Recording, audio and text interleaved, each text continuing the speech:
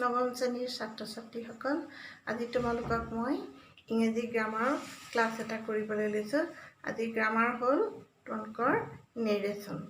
বহুত দিন বিদ্যালয়ত পাঠদান কাৰ্যসূচী যিহেতু বন্ধ হৈ আছে, সেইকাৰণে তোমালোকক এই ভিডিঅ'টোৰ যোগে মই নেৰেশ্যন সম্পৰ্কে কিছু বুজাবলৈ আগবাঢ়িছোঁ। এতিয়া চোৱা, হোৱাট ইজ নেৰেশ্যন।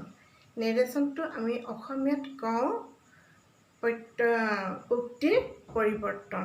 এতিয়া হোৱাট ইজ নেৰেশ্যন ইংলিছত আমি কেনেধৰণে ইয়াৰ মিনিংটো দেখুৱাম। Narration means change of speech. নেৰেশ্যনৰ দুটা type, from direct to indirect speech and from indirect to direct speech. ভালকৈ তোমালোকে মনত ৰাখিবা ইংলিছৰ মিনিংটো। Narration means change of speech. এতিয়া আমি কেইটামান এক্সাম্পল দেখুৱাইছোঁ ডাইৰেক্ট স্পীচৰ পৰা ইনডাইৰেক্ট স্পীচলৈ আমি কেনেকৈ সলনি কৰিব পাৰোঁ উক্তিবিলাক। ডাইৰেক্ট স্পীচৰ এটা এক্সাম্পল মই প্ৰথমে দিছোঁ।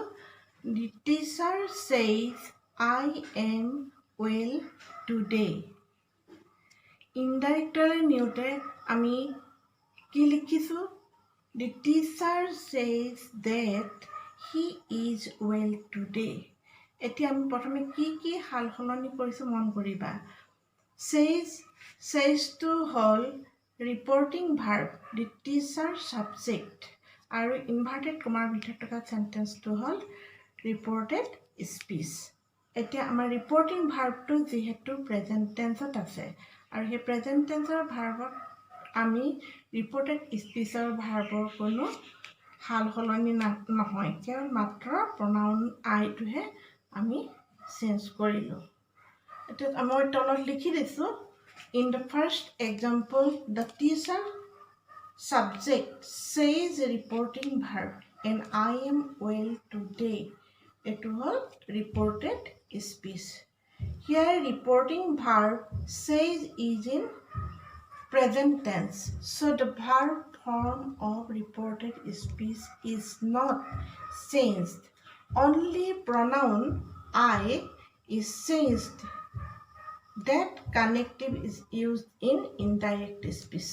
এতিয়া আমি কি লিখিলে? The teacher says that. That connective আৰু I pronounটো আমি যিহেতু teacher এজন মেল পাৰ্চনক বুজাইছে, গতিকে ইয়াৰ আমি প্ৰনাউনটো আমি চেঞ্জ কৰিলোঁ হিলে। হি ইজ ৱেল টুডে।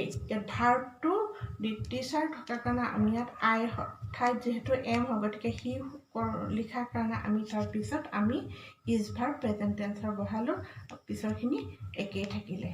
আমাৰ ইয়াত এতিয়া ৰিপৰ্টিং ভাৰ্বৰ কোনো সাল সলনি একে থকাৰ কাৰণে প্ৰেজেণ্ট টেন্স থকাৰ কাৰণে ৰিপৰ্টেড স্পীচৰ ভাৰ্বৰ কোনো সাল সলনি নহ'ল।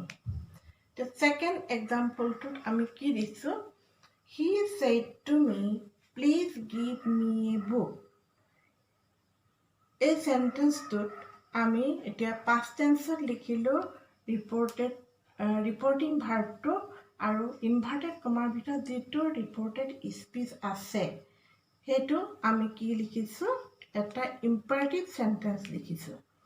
আৰু সেই চেণ্টেন্সটো আমি ৰিপৰ্টেড স্পীচটো ইম্পাৰেটিভ চেণ্টেন্স হ'লে আমি কেনেধৰণে ইনডাইৰেক্ট স্পীচলৈ নিম।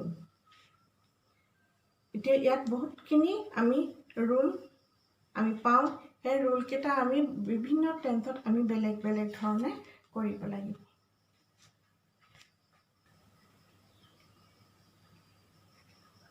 In the second example, the reporting verb said is in past tense and the reported speech is an imperative sentence. Please give me a book. Here you look at the sentence, he said to me, please give me a book. The verb form of speech is changed in this way. He requested instead of said verb. আমি এতিয়া ইয়াত কি দিলোঁ? Please ৱৰ্ডটো থকাৰ কাৰণে আমি ইয়াত requested ভাৰ্বটো past টেন্সত ব্যৱহাৰ কৰিলোঁ। তাৰপিছত মিটো হ'ল অবজেক্ট আৰু টু ইনফিনিটিভ ব্যৱহাৰ কৰিলোঁ to give him a book. আমি পুনৰ চোৱা he said to me please give me a book indirect স্পীচলৈ কৰিলত কি হৈছে he requested me to give him a book এতিয়া কেনেকৈ আমি ইনডাইৰেক্ট স্পীচলৈ নিলো তোমালোকে এইখিনি ভালকৈ মন কৰিবা আন এটা উদাহৰণ দিছো the teacher said to us man is mortal The teacher said to us, man is mortal. Man is mortal. A speech to hold eta universal truth. আমি অসমীয়াত কওঁ চিৰন্তন সত্য বাক্য এতিয়া ইয়াত আমাৰ saidটো যিহেতু ৰিপৰ্টিং ভাৰ্বটো past tenseত আছে এতিয়া ৰিপৰ্টেড স্পীচটোত আমি কি কৰিব লাগিব যিহেতু এইটো এটা ইউনিভাৰ্চেল ট্ৰুথ আমাৰ ৰিপৰ্টেড স্পীচৰ ভাৰ্বৰ কোনো হাল সলনি নহয় সেইকাৰণে আমি এইটো আমি ইনডাইৰেক্ট স্পীচলৈ নিলে কি হ'ব The teacher told us that man is mortal.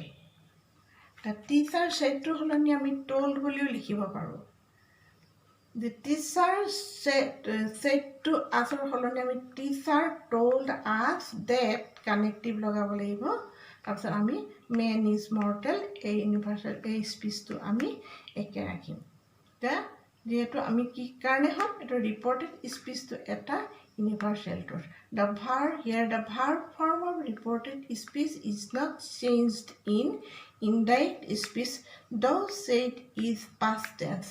A reported verb to যদিও past tense, আমাৰ universal truth হোৱা কাৰণে ইয়াৰ ভাৰ্বটোৰ কোনো হাল সলনি নহয় এই ধৰণে আমি এনে ধৰণৰ কিছুমান আৰু এক্সাম্পল পাম সেইটো আমি এনে ধৰণে আমি ইনডাইৰেক্ট স্পীচলৈ পৰিৱৰ্তন কৰিব পাৰিম এইখিনি হ'ল নেৰেশ্যনৰ নিয়ম আৰু বহুতো তেনেকুৱা এক্সাম্পল আছে